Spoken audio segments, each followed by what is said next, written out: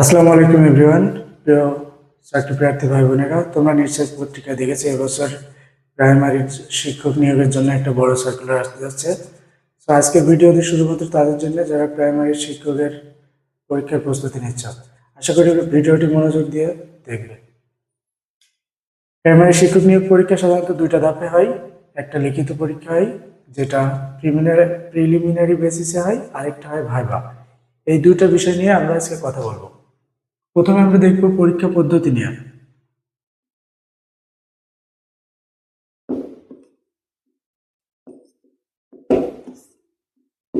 এক হচ্ছে লিখিত পরীক্ষা, যেটা প্রিলিমিনারি টাইপের এবং এমসিকিউ হয়। এটা 75 মার্কের হয়ে থাকে। আর 2 নম্বর হচ্ছে ভাইভা।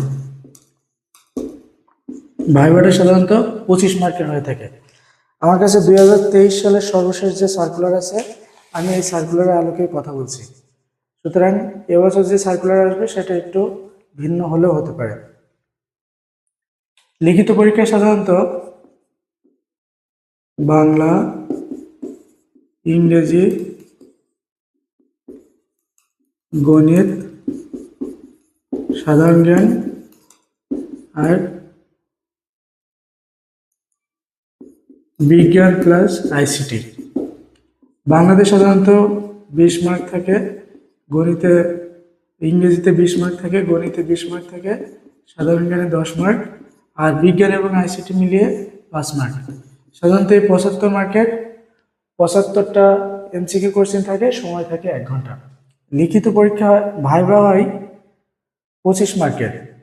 এই 25 মার্কের ভাইভার মধ্যে কয়েকটা ভাগে ভাগ করা থাকে। প্রথমত হচ্ছে একাডেমিক রেজাল্ট।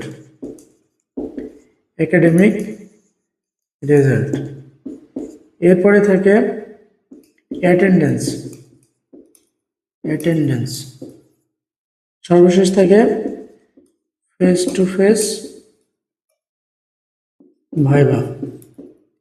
একাডেমিক রেজাল্টে সাধারণত 10 মার্ক থাকে, অ্যাটেন্ডেন্সে থাকে 5, আর ফেস টু ফেসে থাকে 5। এই সব মিলিয়ে 25 মার্কের একটা ভাইভা পরীক্ষা হয়ে থাকে। তো এই পরীক্ষায় টেকার সবচেয়ে বড় উপায় হচ্ছে লিখিত পরীক্ষায় মার্ক ওঠানো। লিখিত পরীক্ষায় যে যত মার্ক উঠাবে সে কিন্তু তত আগে থাকবে। লিখিত এবং ভাইভা এই দুটো একসাথে করে ফাইনাল মেরিট লিস্ট তৈরি করা হয়। সুতরাং যারা প্রিপারেশন নিচ্ছ তারা খুব দ্রুত এই প্রসেসটা জেনে বুঝে প্রিপারেশন নিতে থাকো। ধন্যবাদ।